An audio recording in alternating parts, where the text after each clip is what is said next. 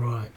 Ooh. What are my top tips for facilitating a great retrospective and why? Okay. Tip number 1. Get yourself a copy of the book Agile Retrospectives, Making Good Teams Great by Esther Darby and Diana Larson. If you haven't got it already, go away. Go get it now. I feel that strongly. I would rather you were reading that book than listening to me. In that book, Diana and Esther spend 40 or so pages explaining how to run a retrospective. But crucially, they give you a framework within which to run it. 5-stage framework. I'm not going to go into too much detail, but it will make so much of a difference. You may already know it and not know the book that it came from, but go read the book. Now, assuming that you've read the book, or at least you've popped online and bought a copy and it's winging your way to you, what else would I do? I would read the other half of that book. And I'm not even joking. First 40 pages sets out the structure. The rest of the book are exercises to put into that framework. Okay? And that's important. We need lots of options. Okay? Because if your teams spot a pattern, they're going to stop thinking. They're going to stop engaging. And as soon as they do that, it's really hard to bring them back, not only for this retrospective, but for future retrospectives. They're bored. They're disengaged. So you need to keep it fresh. You need to keep it interesting. You can bring themes in, and there are really good themes out there online. But what you also need to do is change up those exercises. So having a great array of exercises is invaluable. And that leads me to the third tip, plan 2 retros. Okay, that may seem daft. My experience says that when you're running a retrospective, the only thing you know, apart from that you're going to do an awesome job and at the end of it the team are going to be clear on how they intend to improve, is your plan ain't going to work. So when I say plan 2 retros, in truth it's 1 retro, 2 exercises for every step in that 5-stage framework. Because you don't know what's going to happen. You don't know which questions are going to resonate, which exercises are going to resonate. I will invariably have a plan that has 2 exercises for anything. 1 long one, 1 short one. I'll have everything prepared. What that means is, if something does resonate,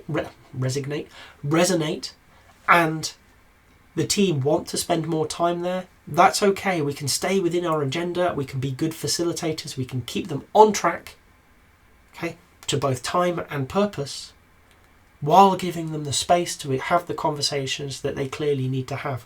Something overruns, that's great. My next exercise will be a shorter version to get us closer. And if it's still not on track, a shorter version for the next one. I will always go in with those 2 plans, knowing that something on my main plan is going to go wrong, but not knowing what. So I have a backup. And I would wholeheartedly recommend that while you're learning to run retros, you do the same.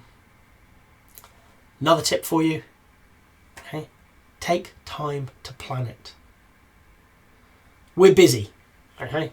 Scrum Masters, Agile coaches, we're incredibly busy. People do ask what we do all day, but one of the things we're meant to be doing is planning meetings. Actually, it takes a lot of time and effort and practice to craft a meeting in such a way as to get the best out of your team.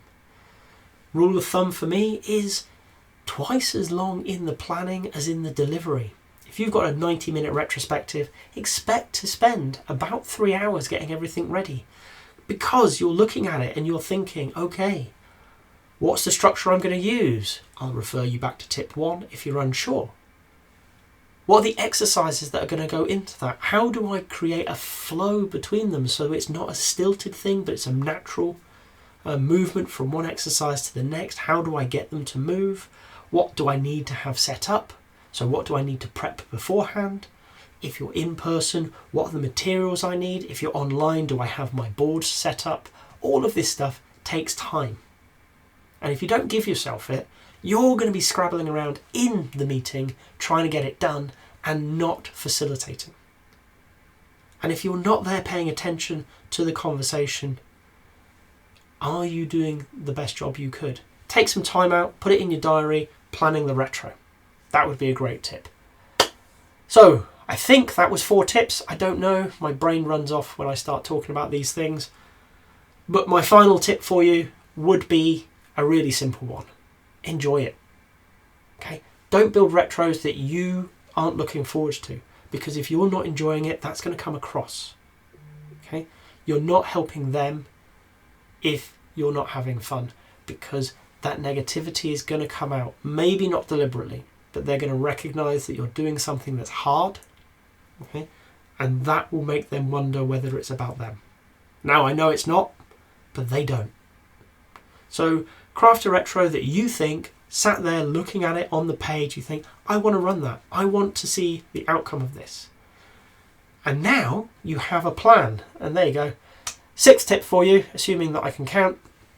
Okay, keep a record of it.